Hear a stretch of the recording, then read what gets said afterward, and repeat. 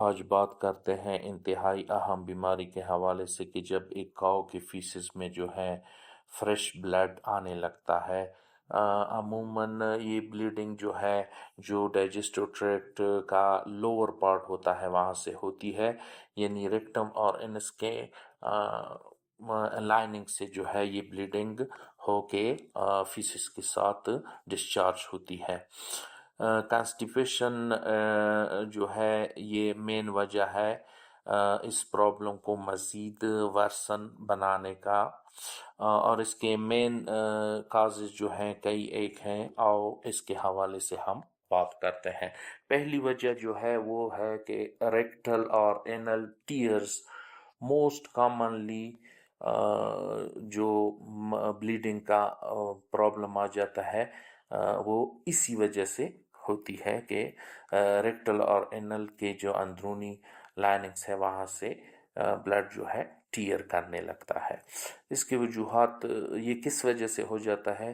چونکہ فیسز جو ہیں وہ ہارڈ یا ڈرائی ہو جاتے ہیں ڈیورنگ کانسٹیپیشن، جس کی وجہ سے یہ ریکٹل لائننگ جو ہے وہ ٹیئرنگ کرنے لگتی ہے۔ اس کے علاوہ جو ہے اس بلڈ کا جو کنڈیشن ہوتا ہے وہ بالکل فریش بلڈ ہوتا ہے، اور ساتھ میں جو ہے اس کی کلر بالکل برائٹ ریڈ ہوتی ہے، اور often on the surface of the phases اور ڈنگ۔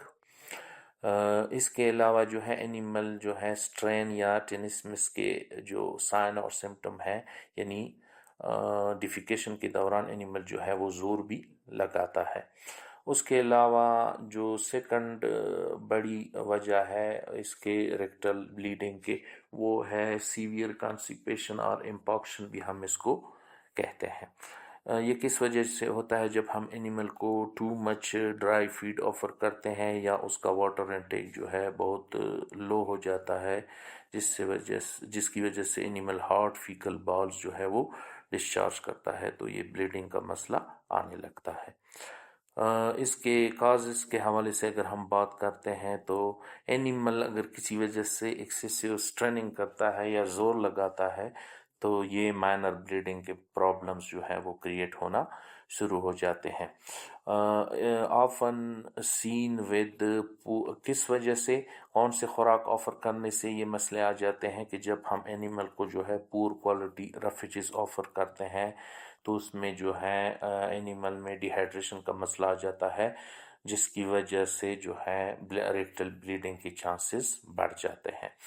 تیسری جو مین وجہ ہے وہ ریکٹل پرولیپس یا ارلی سٹیج اریٹیشن بھی ہم اس کو کہہ سکتے ہیں۔ اگر اینیمل کسی وجہ سے جو ہے اس کا ریکٹل جو ٹیشو ہے وہ آؤٹ ور آ جاتا ہے ڈیو ٹو کنٹینیوس اسٹریننگ، تو اس وجہ سے بھی اس کنڈیشن کے ڈیولپ ہونا جو ہے وہ ہو سکتا ہے۔ ارلی سٹیجز میں جو ہے اینیمل کا جو ریکٹل ٹیشو ہوتا ہے اس میں سویلنگ ہو جاتی ہے، اور اس پہ جو ہے فریش بلڈ سپاٹنگ بھی ہم دیکھ سکتے ہیں۔ چوتھی جو وجہ ہے وہ ریکٹل بلیڈنگ کا وہ ہے کاکسیڈیوسس، اسپیشلی ان ینگ ہیفرس، جو ایک پروٹوزوا کاز کرتا ہے۔ اس میں یوزولی اینیمل جو ہے وہ ڈائریا ود بلڈ کا مسئلہ اینیمل میں آ جاتا ہے۔ لیکن یہ ہے کہ کاکسیڈیوسس میں کبھی کبھار جو ہے وہ ہارٹ فیسز بھی ارلی سٹیجز میں آ سکتے ہیں جس میں بلڈ یا میوکس مکس ہوا ہوتا ہے۔ دوسرے سائنس جو ہے کاکسیڈیوسس کی یہ ہے کہ اینیمل بہت زیادہ ویکنس شو کرتا ہے اور اس میں ویٹ لاس بھی ہو جاتا ہے۔ پانچویں جو وجہ ریکٹل بلیڈنگ کا جو بہت ریئرلی پایا جاتا ہے کاؤز میں، وہ ہے ریکٹل پولیپس اور ریکٹل گروتھس۔ یہ اسمال گروتھس ہوتے ہیں جو ڈیفیکیشن کے دوران جو ہے بلیڈنگ کر سکتے ہیں، اور یہ بلیڈنگ جو ہے وہ عموماً انٹرمیٹنٹ بلیڈنگ ہوتی ہے۔